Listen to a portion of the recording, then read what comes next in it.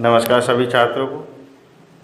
आज हम एक्सरसाइज 3.5 के जो क्वेश्चन नंबर 2 है वहाँ इससे पहले वाले वीडियो में क्वेश्चन नंबर 1 के चारों सवाल कर चुके हैं अपन। तो अब हमारे वीडियो यूट्यूब चैनल पर जाकर देख लें। इसमें आज अपन करेंगे क्वेश्चन नंबर 2 के दोनों सवाल और क्वेश्चन नंबर 3 के कुछ सवाल। देखिए बीजगणित विधि के ही हैं, इन्हें अपन हल करते हैं। तो क्या लिखा है कि ए और बी के किन मानों के लिए निम्नलिखित समीकरण के युग्म अपरिमित रूप से अनेक हल होंगे। तो अनेक हल होंगे, यहाँ से अपन इसे सॉल्व करना चालू करते हैं। ठीक है, तो सर्वप्रथम अपन देखे जाए तो जो पहला समीकरण दिया है ना अपन है वो सही रूप में नहीं है, तो इसे इस तरफ ले आएंगे और बराबर 0। ठीक, तो a माइनस बी और समीकरण 2 को भी इसी रूप में बना लेंगे।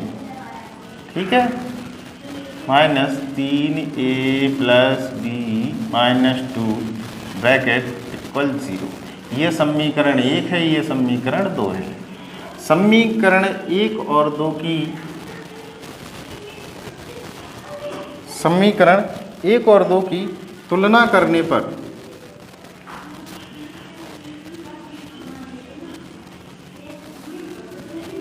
तुलना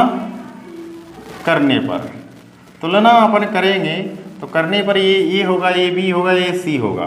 तो ए का मान कितना है अपने पास? a1 का मान है अपने पास 2, b1 का मान है अपने पास 3 और c1 का मान है अपने पास माइनस के 7। अब a2 का मान कितना है? a minus B. a3 का b2 का मान कितना है? a plus b. और c2 का मान है आपका minus 3a plus b minus के 2। ये है ये। अब अपन को क्या दिया गया है कि एक अनुपात निकालेंगे इनका, a अनुपात b, a2। इसका अनुपात आएगा आपका 2 अनुपात a माइनस बी, यानी कि डिवाइड। ठीक है, और b1 बटे b2 का आएगा कितना? 3/a plus B, comma c1 upon c2 का अनुपात आएगा कितना? Minus 7 minus 3a plus b minus के 2। माइनस से माइनस कट जाएगा। ठीक है, तो दिया क्या है कि अनेक हल हैं। दिया क्या था अपने लिए? दिया है कि समीकरणों के कितने हल हैं? अनेक हल हैं। अनेक हल हैं तो कौन सा सर्व समीकरण लगेगी या कौन सा फॉर्मूला लगेगा अपना? a1 अपॉन a2 बराबर b1 बटे b2 बराबर c1 बटे c2। c1 बटे c2, ये तीनों क्या होंगे? आपके बराबर होंगे। तो इस जगह अपन इनके मान रख देंगे। ठीक है, इस जगह अपन इनका मान रख देंगे। इनका अनुपात का मान कितना है? 2a माइनस बी बराबर, इसका अनुपात का मान कितना है? 3a प्लस बी बराबर 7 बटे 3a प्लस बी माइनस के 2। ठीक, क्योंकि उसने दिया था आपको कि इस समीकरण के अनेक हल हैं, तो अनेक हल के लाने तीनों जो अनुपात हैं वो बराबर होंगे। ठीक है, तो बराबर नहीं भी दिख रहे हैं लेकिन अपन ने दिया था कि बराबर होंगे, इस तरीके से अपन ने मान लिया। तो अब इसे आगे हल करने के लिए देखिए x और y के रूप में समीकरण था, मान निकालना है a और b के में। जब अपने पास a और b के x और y के रूप में समीकरण है तो आप बीजगणित खंड विधि से भी करोगे तो उसमें x और y आएगा। तो पहले तो इस x और y को अपन हटाते हैं। तो यहाँ पर आप देख रहे होंगे पूरा सवाल आपका a और b में बन गया है। अब आप इसे पहले a और b के समीकरणों में बनाएंगे। तो x को ख़त्म कर कहाँ पर आ गए? a और b में, क्योंकि a और b के मान निकालना है। अब इसमें क्या करेंगे? पहले यानी कि स्टार्टिंग के 2 और लास्ट के 2, इन दोनों इक्वेशनों से अपन दो समीकरण बनाएंगे। प्रथम दो से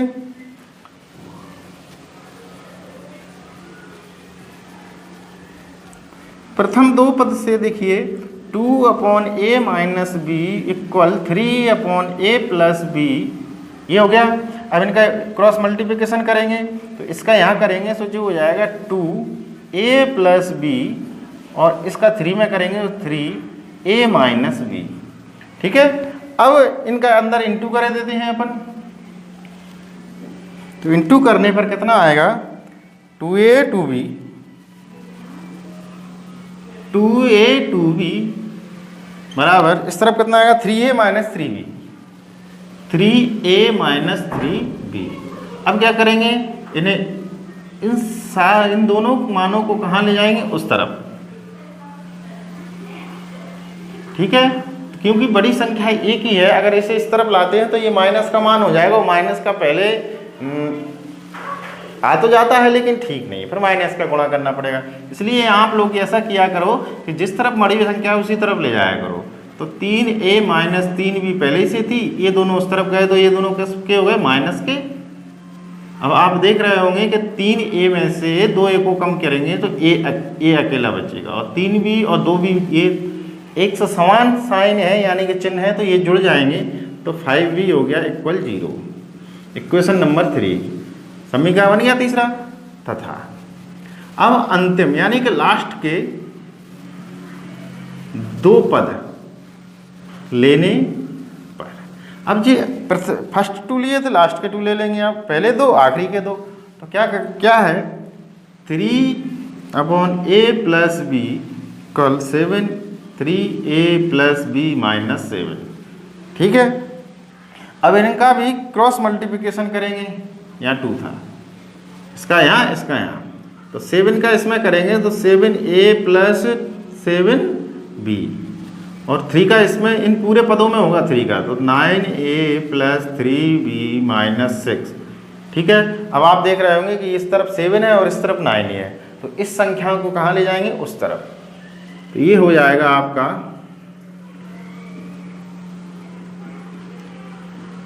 9a plus 3b minus 6 minus 7a minus के 7b इक्वल 0।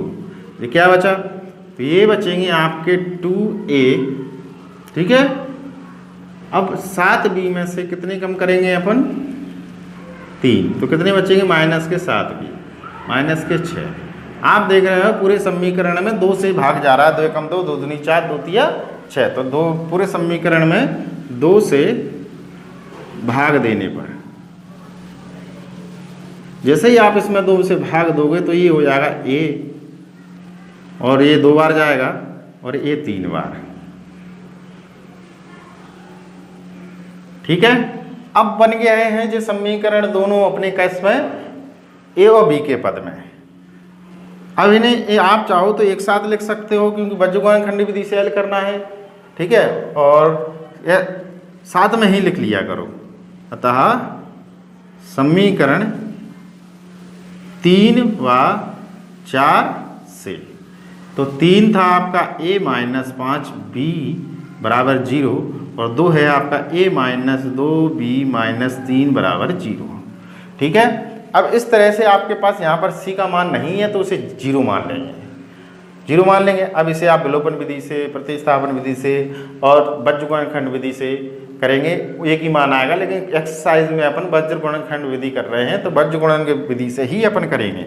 तो क्या है कि a अपॉन b अपॉन और लास्ट का है 1।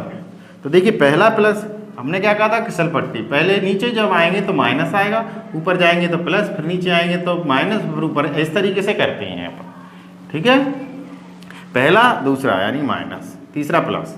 अब इससे a का मान कैसे निकालते हैं, इन दोनों को छुपा लेंगे। -3 का गुणा माइनस के 5 में होगा तो 5 3 15 हो जाएंगे प्लस के।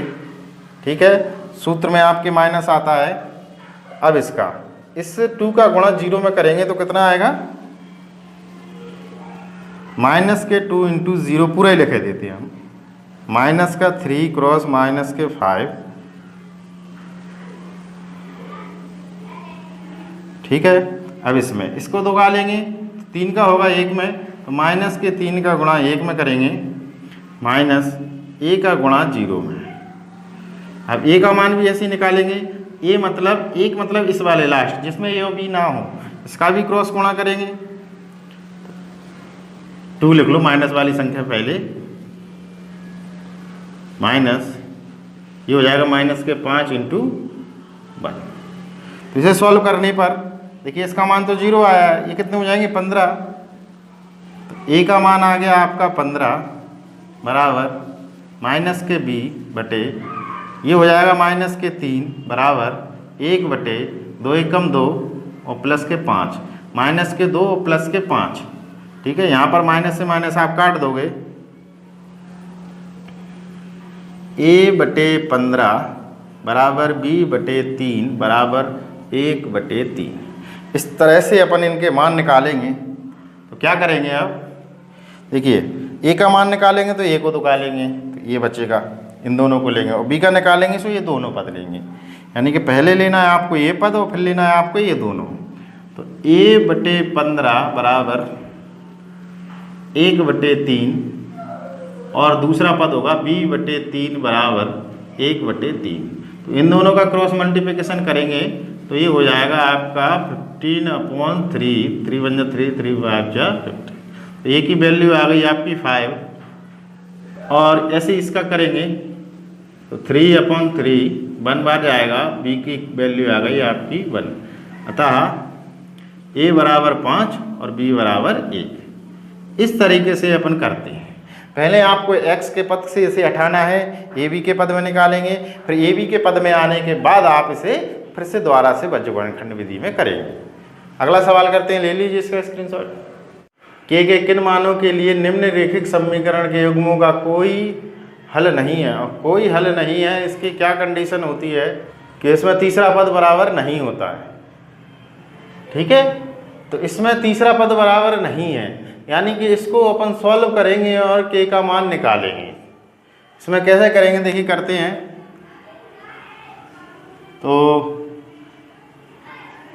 3x प्लस वाई बराबर 1, ये जो सवाल आपको दिया गया है इसमें ये मान सही नहीं है, इसे इस तरफ ले आएंगे तो ये बन जाएगा आपका, या करके लिखना है अपन को 3x प्लस वाई माइनस 1 बराबर 0, इक्वेशन फर्स्ट।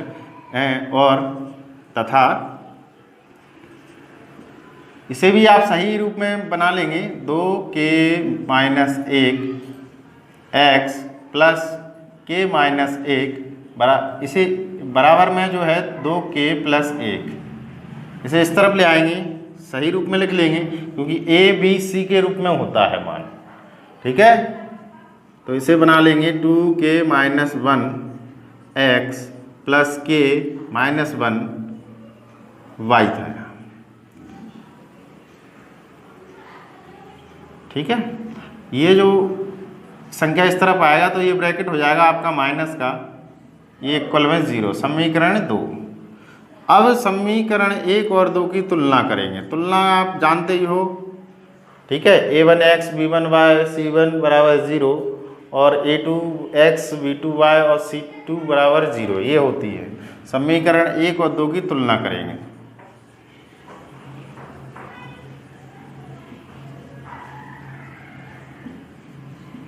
तुलना के जैसे ही अपन करेंगे तो इस वाले मान में क्या होगा आपका कि a और b, a1 और b1 के मान निकाल लेंगे। a1 का मान कितना है भाई समीकरण 1 में 1, यहाँ कुछ नहीं है तो 1 मान लेंगे, यहाँ 1 है।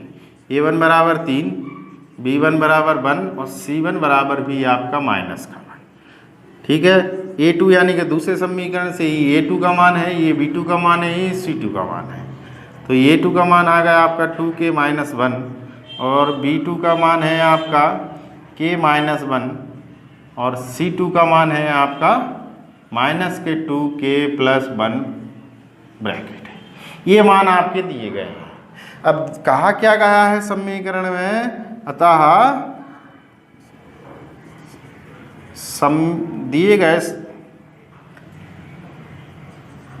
दिए गए निकायों, निकाय मतलब होता है इक्वेशन या समीकरण, निकाय का कोई भी हल नहीं है, कोई भी हल नहीं है, तो उसके लिए क्या स्थिति बनेगी, A1/A2 बराबर B1/B2 बराबर नहीं होगा C1/C2 के।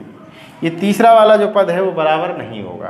तो इसमें क्या लिखेंगे, इनके अनुपातिक रूप लिख देंगे अपन। तो A1/A2 इनके मान रख दीजिए आप 3/2k-1 बराबर 1/k-1 बराबर नहीं है -1/-2k-, इसको अपने लेना नहीं है, या माइनस से माइनस कट गया, ठीक है। अपने लिए क्या करना है, केवल k का मान निकालना है। तो k का मान देखिए, अब इसे अपन करेंगे तो k के रूप में बनाएंगे तो प्रथम 2 लेंगे और लास्ट के 2, यानी कि फर्स्ट 2 और लास्ट के 2, ये दोनों पद लेंगे। तो फर्स्ट के पहले ही पद 2 लेने पर लेते हैं, तो 3/2k-1 और 1/k-1 ये आ गया। देखिए आ गया। तो इससे ही अपन क्रॉस मल्टीप्लिकेशन करेंगे, त्रियक गुणा, तो इसका इसमें करेंगे तो 3k-3 बराबर 1 का इसमें करेंगे और 2k-1, ठीक। अब अपन करेंगे पक्षांतर, इस के वाले मानों को एक तरफ और बिना के वाले मानों को एक तरफ, ठीक। ये 3k थे, इस वाला यह पद k का है, इसे इस तरफ ले आएंगे तो -2k, ये के वाला नहीं है तो इसे उस तरफ ले जाएंगे, ये प्लस का हो जाएगा। यहाँ बचेगा k और यहाँ बचेंगे 2, तो k का मान किसके लिए नहीं है, k के मान 2 के लिए समीकरण के युग्म का कोई हल नहीं होगा। अतः k बराबर 2 पर रेखिक समीकरणों के युग्म का कोई हल नहीं होगा, कोई हल नहीं होगा। देखिए बिल्कुल वैसे ही सवाल है जो आपने फर्स्ट वाला किया था। फर्स्ट वाले में आपने एक्स वाई के मान हटाकर के ए बी के रूप में निकाला था, इसमें अपन है केवल के का मान पूछा था, तो किया तो बिल्कुल ऐसा ही है जैसे सेकंड का फर्स्ट किया था, बस इसके फर्स्ट से ही के का मान आ गया है, ठीक है। अगला सवाल करते हैं, आप इसका स्क्रीनशॉट ले लीजिए। चलिए करते हैं सवाल नंबर 3, जिसमें निम्नलिखित रैखिक समीकरण के युग्मों को प्रतिस्थापन विधि से और बीजगणित विधि से हल कर रहा है। देखिए और बताना है कि कौन सी विधि अधिक उपयुक्त है। प्रतिस्थापन एवं बीजगणित विधि के हल करना है, तो हल करते हैं कौन सी विधि से, प्रतिस्थापन विधि से। 8 प्रतिस्थापन विधि द्वारा क्या लिखेंगे, 8x + 5y = 9। दूसरा क्या था, समीकरण 1 दे देंगे इसे। दूसरा था 3x + 2y = 4, समीकरण 2। समीकरण 1 से अपन किसका मान निकालेंगे, y का। तो 8x + 5y = 9, तो 5y यहीं रहेगी और बराबर में 9 लिखेंगे और माइनस के 8, भाग लग जाएगा। 5y यहीं रहेगी, 5 का क्या लगेगा, भाग।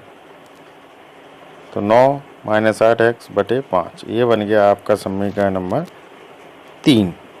समीकरण 2 में इसको रखते हैं, ठीक है। ये 3 है अभी। y का मान समीकरण 2 में रखने पर, ठीक, इसमें y के स्थान पर रख देंगे 3x + 2, y के स्थान पर रखेंगे अपन 9 - 8x/5, ठीक है, और बराबर में 4। सॉल्व करते हैं इसे। तब ये कट नहीं रही है तो इसका क्या लेंगे, एलसीएम ले लेंगे। 1 मान लेंगे, 1 का गुणा इस तरफ और 5 का इस तरफ। 5 का 3 में करेंगे तो ये हो जाएगा आपका 15x, और इसका इसमें करेंगे सो कोई चेंजिंग नहीं, वही का वही रहना है। 5 एकम 5, ठीक। अब इस 2 का इस अंदर वाले कोष्टक में इंटू करेंगे और इस 5 का एलसीएम लेंगे और इस तरफ करेंगे, ठीक है। एक का गुणा करने पर इधर कोई चेंजिंग नहीं आना, इसलिए साथ साथ में दोनों का ये कर लेते, ऊपर में इसमें इंटू कर लेते और नीचे क्रॉस मल्टीप्लिकेशन। 15x, देखिए 2 का इसमें करेंगे तो 18 हो जाएंगे, फिर इस 2 का इसमें करेंगे तो माइनस के 16x बराबर ये हो जाएगा 4 पंचे 20 और ठीक है। अब x वाले पद आपको दिख रहे होंगे कि x वाले पद इसमें कितने हैं, ये दोनों हैं, ठीक। तो x वाले जो पद हैं घटने के बाद कितने बचे, x, और इस 18 को उस तरफ ले जाएंगे तो काय के होगा ये माइनस के कितना बचेगा, प्लस के 2। इसमें माइनस चिन्ह का इंटू करने पर तो ये क्या हो जाएगा, या x बराबर माइनस के 2, ठीक है। ये आ गया x का मान। अब इस x के मान को कहाँ रखेंगे, समीकरण 3 में। मान x के मान को समीकरण 3 में रखने पर, ठीक है। इस x का जो मान आया है उसे कहाँ रखेंगे अपन, समीकरण 3 में। तो y बराबर 9 माइनस 8, x की जगह रखेंगे आप माइनस के 2/5। क्या होगा इसका सॉल्व, इसे सॉल्व करेंगे तो ये हो जाएगा 5 9 8 दूनी 16, वो क्या है प्लस के कितने हो गए 25, और 5 एकम 5 और 5 25, ये वैल्यू आ गई 5। अतः x बराबर है माइनस के 2 और y बराबर है 5। ये आ गया आपका सवाल प्रतिस्थापन विधि से। अब कौन सी विधि से करना है, वज्र गुणन। तो क्या लिखेंगे, तथा वज्र गुणन विधि द्वारा। तो समीकरणों को यहाँ पर लिख लेंगे और लिखेंगे किस रूप में, मानक रूप में। इस 9 को इस तरफ ले जाएंगे, क्योंकि वज्र गुणनखंड विधि में आप देखोगे सारी संख्याएं एक तरफ होती हैं। तो मानक रूप में अपन पहले से ही लिखे लेते हैं। देखिए 8x प्लस 5y माइनस के 9 बराबर 0। दूसरे में क्या करेंगे, 3x प्लस 2y माइनस के 4 बराबर 0, ठीक। तो इनमें क्या करते हैं वज्र गुणनखंड विधि में, x यानी कि पहला पद, y यानी कि दूसरा पद, और तीसरे पद में 1। तो वज्र गुणनखंड विधि करने के लिए आप इस तरीके से आप इन्हें बंद कर लेंगे और 5 का गुणा करेंगे माइनस के 4 में, तो कितना होगा माइनस के 20। अब पहले ऊपर से और फिर नीचे से, ऊपर से प्लस रहेगा नीचे माइनस होगा, यानी कि अब इसके बाद क्या आना है माइनस, ठीक है। 1 का गुणा करने पर ये मान आया। अब 2 का गुणा माइनस के 9 में करेंगे तो ये हो जाएगा माइनस के 18।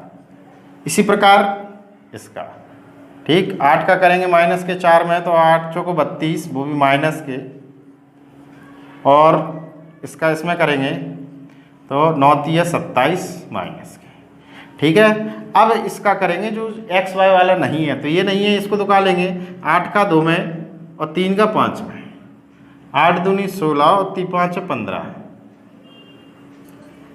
ठीक। अब इन्हें सॉल्व करेंगे अपन अगले स्टेप में। तो x बटे माइनस के 20 प्लस के 18 बराबर माइनस y माइनस के 32 प्लस के 27, और ये हो जाएगा 1/1। तो कितना बचेगा आपका,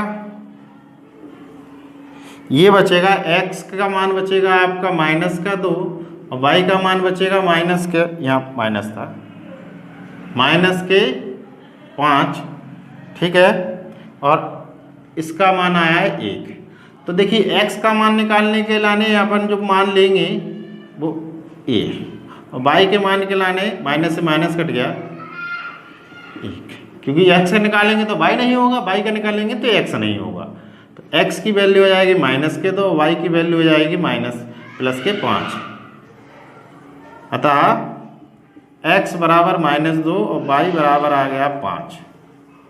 ठीक है, अतः प्रतिस्थापन विधि अधिक क्या है, क्या लिखा था, उपयुक्त है। ठीक है, अधिक उपयुक्त है। अब करते हैं अगला सवाल। अगला क्वेश्चन नंबर 4। क्वेश्चन नंबर 4 से आपके भाषा के सवाल शुरू हो जाते हैं, जिसमें आपको ध्यानपूर्वक भाषा को पढ़ना है और उससे समीकरण बनाएंगे। ठीक है, तो इसमें क्या है, चौथे सवाल के पहले क्वेश्चन में दिया है कि एक छात्र एक नियत दिन तक उसे नियत किराया देना पड़ता है कुछ दिन के भोजन के लिए, लेकिन उसके अतिरिक्त जैसे एक छात्रावास के मासिक व्यय का एक भाग नियत है कि इतने भाग में आप इतने पैसे देंगे। शेष इस पर निर्भर करता है कि छात्र ने कितने दिन भोजन लिया। जब एक विद्यार्थी ए को जो 20 दिन का भोजन करता है तो 1000 रुपये देगा, और छात्रावास के व्यय, और जबकि एक विद्यार्थी बी 26 दिन भोजन करता है तो छात्रावास के लिए 1880 रुपये अदा करने पड़ते हैं। नियत व्यय और प्रतिदिन का व्यय आपको ज्ञात करना है। देखिए, तो नियत ही है, फिक्स है, उसमें कोई चेंज नहीं है। अब जो 20 दिन 26 दिन 10 दिन जितने दिन वो भोजन करेगा उतने दिन वो अलग से पे करेगा। ठीक है, तो पहले सवाल में क्या कह रहा है कि प्रतिदिन के भोजन का मूल्य और नियत व्यय माना, जो आपका आखिरी में लिखा हुआ वहीं से शुरू करते। माना कि नियत व्यय x रुपये, नियत व्यय आपका कितना है, x रुपये मान लिया, तथा प्रतिदिन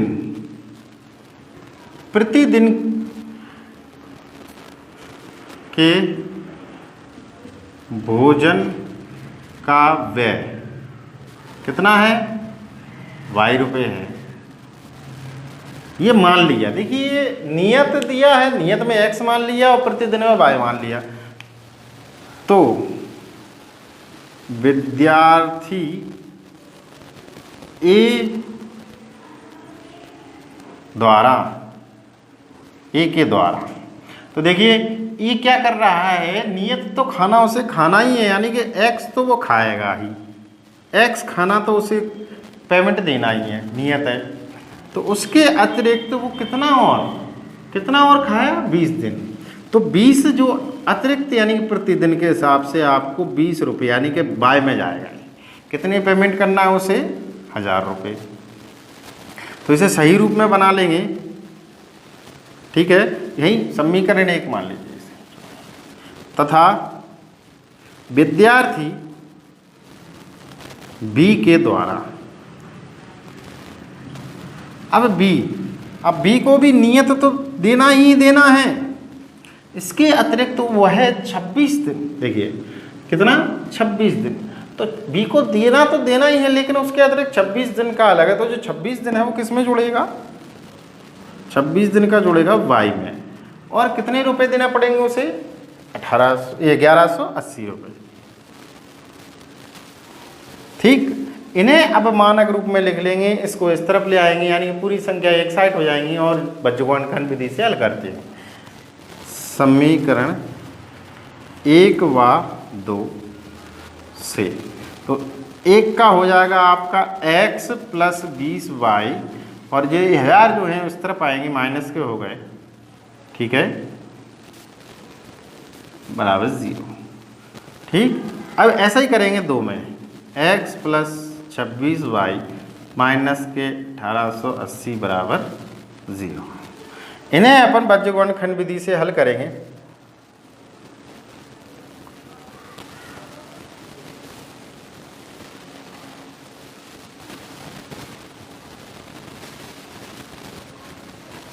ठीक, अब क्या करते हैं, x का मान होगा वज्र में, इसमें y का भी मान होगा और इसमें 1 का भी मान होगा।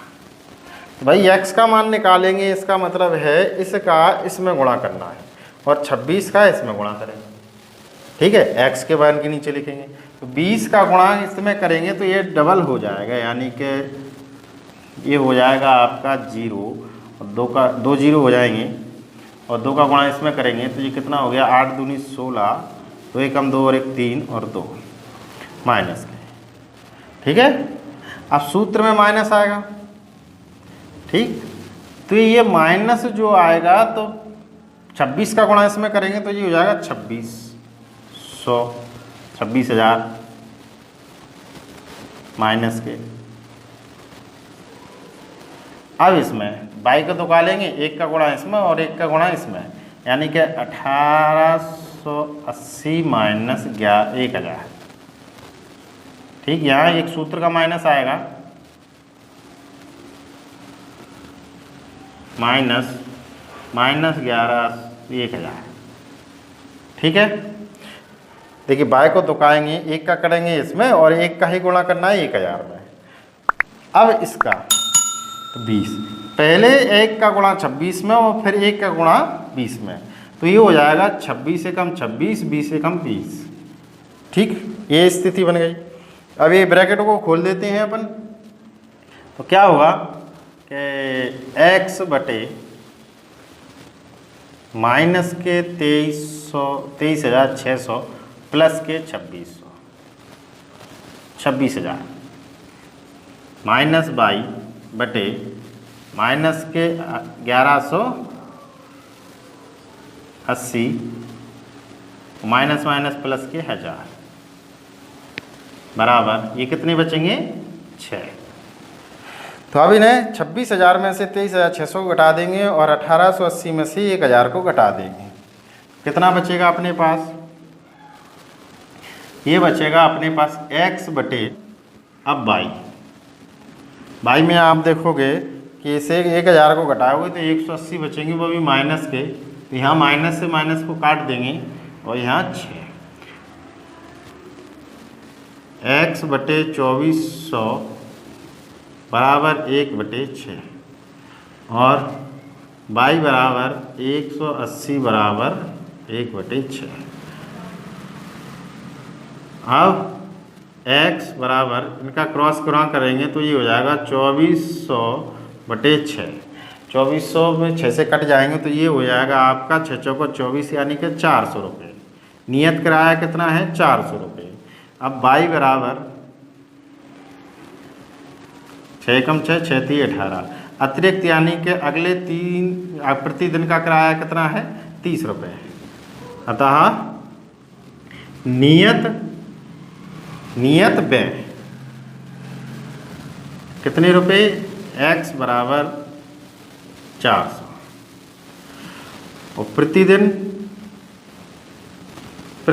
के भोजन का व्यय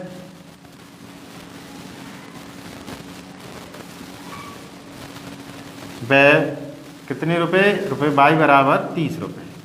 प्रतिदिन इससे देना पड़ेंगे कितने रुपए, ये आपका आंसर हो गया 30 रुपये के हिसाब से। और नियत यानी कि 400 रुपये तो उसे डिपॉजिट करना ही करना है। ठीक है, ये आपका हो गया। कुछ नहीं, आपको बस ये समीकरण को बनाना है। सवाल को सही तरीके से पढ़िए और समीकरण को बनाइए। सवाल में नियत यानी कि फिक्स एक्स का मान और जो 26 और 20 दिए हैं वो एक्स में इंटू कर लिखना है। ठीक है, उतार लीजिए, इसका स्क्रीनशॉट ले लीजिए। भिन्न जो नहीं दिए है उसमें मानना पड़ेगा कि भिन्न x बटे वाई है, उसके अंश में 1 को घटा दिया पहले तो भिन्न बन जाएगी 1/3। और भय भिन्न अगर 1/4 होती है तो कैसे होगी, जब उसके हर में 8 जोड़ देंगे तब। तो भिन्न ज्ञात कीजिए। तो भिन्न को ज्ञात करने के लिए पहले मानेंगे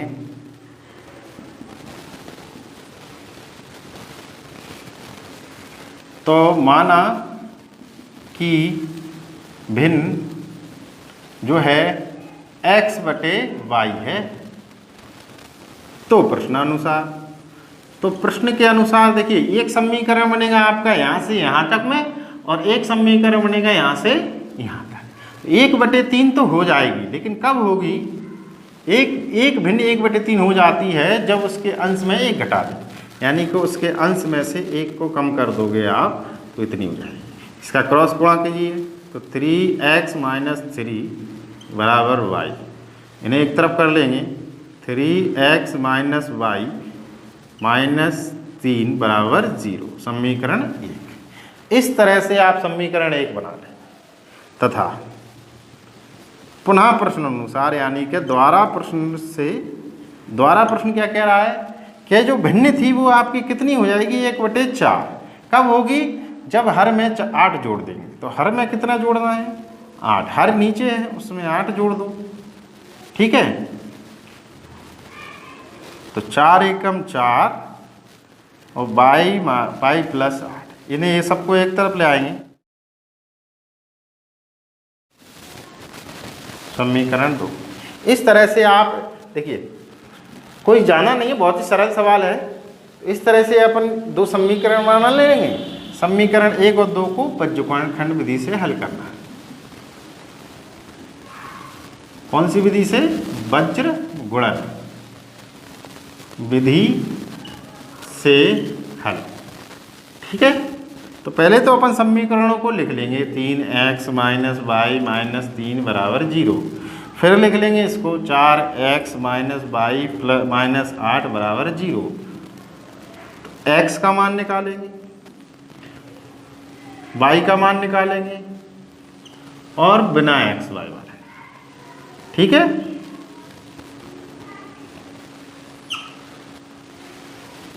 तो x का निकालने के लिए x दुका लेंगे तो माइनस 1 का गुणा, यहाँ कुछ नहीं है तो कितना मान लेंगे 1 का गुणा होगा 8 में, माइनस माइनस प्लस के 8। सूत्र में आता है आपका माइनस चिन्ह। इस माइनस 1 का गुणा करेंगे 3 में तो माइनस माइनस प्लस के ये भी 3 हो जाएंगे। ये सूत्र का माइनस है, ध्यान रखना। ये 3 का गुणा 8 में करेंगे तो जाएंगे माइनस के 24, ठीक है। और 4 का गुणा 3 में करेंगे तो जाएगा माइनस के 12, ठीक है। 8 3 24 और 3 चौका 12, ठीक। अब इसका 3 का 1 में करेंगे तो माइनस के 3 और 4 का 1 में करेंगे तो माइनस के 4। 2 चिन्ह लगते हैं इसलिए अपन ब्रैकेट का उपयोग कर लेते हैं। अब इन्हें खोलते हैं तो ये हो जाएगा x/8 minus 3 minus Y minus के 24 माइनस माइनस प्लस के, इन दोनों चिन्हों का गुणा होगा तो ये प्लस के होगा, माइनस के 3, इन दोनों का गुणा होगा तो क्या हो जाएंगे प्लस के 4। तो यहाँ बचेगा x/5, यहाँ माइनस के y/ माइनस के 12, माइनस से माइनस कट गए और यहाँ बचेगा 1, ठीक है। तो इसमें अब x का मान निकालेंगे तो y नहीं होगा और y का निकालेंगे तो x नहीं होगा। कैसे?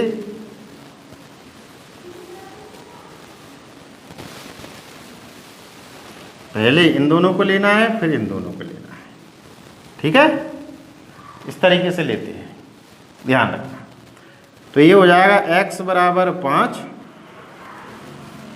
और y बराबर 12।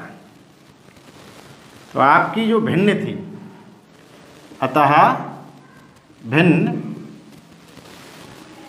x/y बराबर x का मान 5 और y का मान 12, ये आपकी भिन्न होगी, ठीक है। करते हैं अगला सवाल, ले लीजिए स्क्रीनशॉट। अगला क्वेश्चन प्रश्न नंबर 3 का, प्रश्न नंबर 4 का तीसरा है, जिसमें एक लड़का एक प्रैक्टिस टेस्ट दे रहा है, यानी कि मौखिक परीक्षा चल रही है, जिसमें अगर वो सही उत्तर देता है तो 3 अंक मिलेंगे और गलत उत्तर देता है तो 1 अंक की कटौती भी हो जाएगी, यानी कम हो जाएगा। और इस प्रकार उसे 40 अंक मिलते हैं। और अगले में अगर उसे सही उत्तर के 4 अंक मिलते हैं तो गलत प्रश्न पर कटौती कितनी की जाएगी? 2 अंक की। तो यश को उसमें कितने मिले? 50 अंक अर्जित होते हैं। तो टेस्ट में कितने प्रश्न पूछे गए थे? यश ने जो मौखिक टेस्ट दिया उसमें कितने प्रश्न पूछे गए? तो ध्यान दीजिए, आपको जब प्रश्न गलत हो रहा है तो अंक कट रहा है, यानी कि माइनस होगा उससे। तो अपन करते हैं, माना कि सही अंक, सही उत्तर के अंक x तथा गलत उत्तर के अंक y। तो प्रश्नानुसार प्रश्न क्या कह रहा है भाई, अगर वो 40 अंक उसको मिलते हैं, 40 अंक, तो उसमें उसके अंक कितने होंगे, सही उत्तर कितने होंगे, 3। तो सही के लिए x लिखना है, और गलत पर एक उसका कट भी जाता है नंबर, ठीक है। तो कम करने पर माइनस आएगा, कम करने पर क्या आएगा, माइनस आएगा। तो ये हो गया आपका समीकरण 1, ठीक है। तथा पुनः प्रश्नानुसार, पुनः प्रश्न के अनुसार यानी कि पुनः क्या शर्त लगाई उसने, यदि सही अंक पर 4, सही अंक पर 4 मिल गए तो गलत कितने कम हो जाएंगे, उसके 2 अंक कम कर देंगे। यानी 4 अगर सही है और 2 गलत दे दिए तो उसके 2 अंक कम हो गए, इस हिसाब से उसे 50 अंक मिले। तो इसमें देखिए आप देख रहे हैं कि आपको यहाँ पर 4 में 2 से भाग जाता है, 2 में 2 से जाता है और 50 में भी 2 से जाता है। तो 4 और 50 में जब भाग जा रहा है इस पूरे समीकरण में 2 का, तो आपको उस अंक से भाग दे देना चाहिए, क्योंकि इस अंक जो हैं छोटे हो जाते हैं। तो छोटे अंक होने पर कैलकुलेशन भी सरल पड़ जाती है। तो 2 से भाग देने पर तो 2x माइनस के y बराबर के 25, समीकरण 2। समीकरण 1 और 2 को किससे हल करेंगे, वज्र गुणन विधि से हल। तो भाई वज्र गुणन विधि से हल करने के लिए पहले समीकरणों को उसके रूप में बनाना पड़ेगा। तो देखिए पहला समीकरण सही नहीं लिखा है, इसे इस तरफ ले आएंगे तो ये हो जाएगा 3x माइनस वाई माइनस के 40 बराबर 0, ये। और ये जो समीकरण दूसरा है वो भी सही रूप से नहीं लिखा है, इसे सारी संख्याएं एक तरफ होती हैं, तो अपन जो 25 था उसे भी एक तरफ ले आएंगे, ठीक। अब अपन इसे हल कर सकते हैं,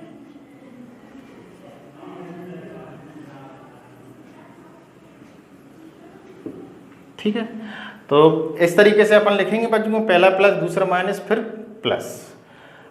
तो x का निकालने के लिए अपन x को दुका लेंगे, तो माइनस के y का गुणा माइनस के 25 में करेंगे तो ये हो जाएगा प्लस का 25, और माइनस के y का माइनस के 40 में करेंगे तो ये भी हो जाएगा प्लस के 40, ठीक है। अब y का मान निकालेंगे तो y को दुका लेंगे, 3 का गुणा 25 में करेंगे तो माइनस, ठीक, और 2 का गुणा 40 में करेंगे तो माइनस की 80। अब इसके 3 का गुणा 1 में और 2 का गुणा, हाँ, तो माइनस के 3 और माइनस के 2, ये भी यहाँ भी ब्रैकेट का यूज कर लें, ठीक है। अपन ने कर दिया।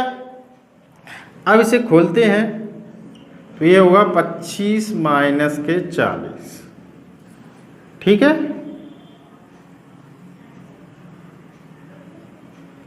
माइनस के y बटे 75 प्लस 80 बराबर माइनस का 1 बचेगा, 1 नहीं इसे भी पूरा लिख लेते हैं, माइनस के 3 प्लस के 2, तो ये कितना हो गया, माइनस के 40 में से 25 को कम करेंगे तो माइनस के 15, और माइनस के ये यहाँ माइनस था, ये कितनी बचेंगे 5 प्लस के, क्योंकि बड़ी संख्या काय की है, प्लस की है, और यहाँ बचेगा माइनस का 1। तो देखिए x का मान निकालेंगे तो y को नहीं लेंगे, यानी कि ये दोनों लेंगे, फिर ये बाद में ये दोनों अंक लेंगे।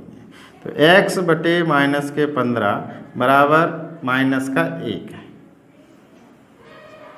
और y का लेंगे तब y बराबर जो y संख्या लेंगे उसमें ये माइनस का 1, ठीक है। y का अंक लेने पर माइनस का y बटे 5 बराबर माइनस 1 बटे मान लीजिए। तो यहाँ पर माइनस के 15 गुणा 1 में करेंगे तो x का मान आ गया 15, और 5 का गुणा माइनस के इसमें करेंगे तो ये हो जाएगा माइनस का 5, माइनस से माइनस कट गया तो y का मान आ गया 5, तो वो पूछ रहा था अपन से कि कितने प्रश्न पूछे गए, अतः कुल प्रश्न होंगे x प्लस वाई, यानी कि x प्लस वाई यानी कि 15 प्लस 5। कितने थे कुल अंक, कुल प्रश्न थे उससे जो पूछे गए 20 थे। ठीक है, बस क्वेश्चन को ध्यानपूर्वक पढ़ना है आपको वो समीकरण बनाना है। बस समीकरण जब आपके बन जाते हैं तो आप बीजगणित खंड विधि बहुत ही सरल और इजी है।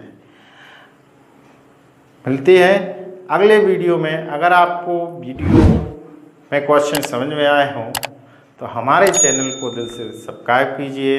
सब्सक्राइब करने के बाद वीडियो को लाइक और शेयर कीजिए, जिससे आप लोगों का सपोर्ट हमें मिलता रहे। मिलते हैं अगले वीडियो में। नमस्कार।